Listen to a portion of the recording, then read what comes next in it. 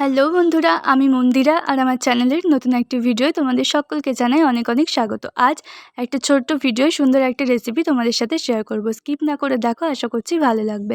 এখানে কেটেছিলাম গাজর, পেঁয়াজ, টমেটো আর ক্যাপসিকাম। পনিরটাকে একটু বড় করে কিউব করে কেটে নিয়েছি। আর নিয়েছিলাম আশীর্বাদের টক দই, কারণ আমার এটাই বেশি ভালো লাগে। আর তার মধ্যে দিয়েছিলাম হচ্ছে গিয়ে সামান্য একটু ধনে গুঁড়ো আর সামান্য একটু কাশ্মীরি লঙ্কার গুঁড়ো কালারের জন্য। আজ আমি বানাচ্ছি হচ্ছে গিয়ে পনির সাঠে। আর এখানে এখন দিয়ে দিয়েছিলাম পরিমাণ মতো লবণ। ওটা তো নিজেদের স্বাদ মতো দেবে, আর পরিমাণ অনুযায়ীও দেবে। তো এবার ওটাকে খুব সুন্দরভাবে হালকা হাতে মাখতে হবে, কারণ পনির খুব নরম জিনিস। আর সেটাকে তুলে রাখবো। তারপরে যে কেটে রাখা পেঁয়াজ, গাজর, তারপর হচ্ছে গিয়ে ক্যাপসিকাম আর হচ্ছে গিয়ে টমেটো ছিল, সেটাকে খুব ভালোভাবে মেখে নেব। পনিরের সাথে মাখতে গেলে কি হবে, পনিরটা ভেঙে যেতে পারে, তাই ওটাকে তুলে রাখাই ভালো। এবার পনিরটাকে ওটার মধ্যে দিয়ে হালকাভাবে একটু মিশিয়ে ঢাকা দিয়ে 8 ঘন্টার জন্য ম্যারিনেট হতে দেবো। বেশি সময় থাকলে 1 ঘন্টার জন্য ম্যারিনেট করতে পারো। আর এখন এখানে আমি কাবাব স্টিকের মধ্যে পনির আর ওই সমস্ত উপকরণ দিয়ে সুন্দরভাবে যেমন সাঠে হয় সেভাবে গড়ে নিচ্ছি। তোমরা তোমাদের ইচ্ছা মতো করতে পারো, তবে এখানে বলি টমেটোটার মাঝে খেতে একদম ভালো লাগছিল না। আর আমি এটা প্রথমবার ট্রাই করেছিলাম, তাই দিয়েছিলাম, তবে পরবর্তী ক্ষেত্রে আর দেবো না। আর একটা ভুল হয়েছিল, গাজরটা একটু মোটা করে কাটা হয়েছিল, একটু পাতলা করে কাটতে হবে। প্রথমবার একটু তো ভুল হবেই, দ্বিতীয়বার করলে তখন আবার ঠিক হয়ে যাবে সবটা। তো এখানে আমার এটা গড়ে নেওয়া কমপ্লিট। তো চলো এবার ওদিকে আমি একটা ব্যাটার বানিয়ে নেব।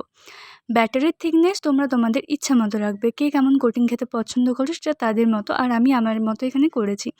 এখানে কর্নফ্লাওয়ার নিয়েছি, লবণ নিয়েছি পরিমাণ মতো, কাশ্মীরি লঙ্কার গুঁড়ো আর সয়া সস। সয়া সস দিলে টেস্টও ভালো হয়, দেখতেও ভালো হয়। একটা ডিম এখানে আমি ফাটিয়ে দিয়ে দিয়েছি। আর আমি এখানে 2টো মতো বানাচ্ছিলাম সাঠে, তো সেই পরিমাণেই আমি করেছিলাম ব্যাটার, তবে এখানে একটু বেশি হয়ে গিয়েছিলো। ব্যাটারটা খুব সুন্দরভাবে ফেটিয়ে নিতে হবে। আমি হাতেই ফেটিয়েছিলাম, চাইলে হ্যান্ড উইক্সও ব্যবহার করতে পারো। চলো, এখানে তেল আমি আগে থেকেই গরম হতে দিয়েছিলাম। ব্যাটারের মধ্যে ওটাকে সুন্দরভাবে ডুবিয়ে এবার তেলের মধ্যে এগুলোকে ছেড়ে দিতে হবে। ডোবানোর ক্লিপটা আমার নেওয়া হয়নি, তো যাই হোক, এভাবে করে নিও। আর এখন কিন্তু প্রায় আমার ভাজা হয়ে এসেছে, আর রান্নাও কিন্তু এখানেই কমপ্লিট। এটাকে সুন্দরভাবে সসের মধ্যে টস করে দেওয়া হয়, তবে সেটা আমি করিনি। এখানে সিম্পলি আমি ভেজেছিলাম। ওটা করে দিলে খেতে আরও সুন্দর হয়, একদম প্রফেশনাল খেতে লাগে। যদি তোমরা কেউ ওটা দেখতে চাও তাহলে কমেন্ট করতে পারো, পরবর্তীতে আমি বানিয়ে তোমাদেরকে দেখিয়ে দেবো। ব্যাস, এটাকে সসের সঙ্গে সার্ভ করলে রেডি হয়ে যাবে সুন্দর পনির সাটে। খেতে খুব সুন্দর হয়েছিল। আর আমার ভিডিওটা আজকে এখানেই শেষ হবে।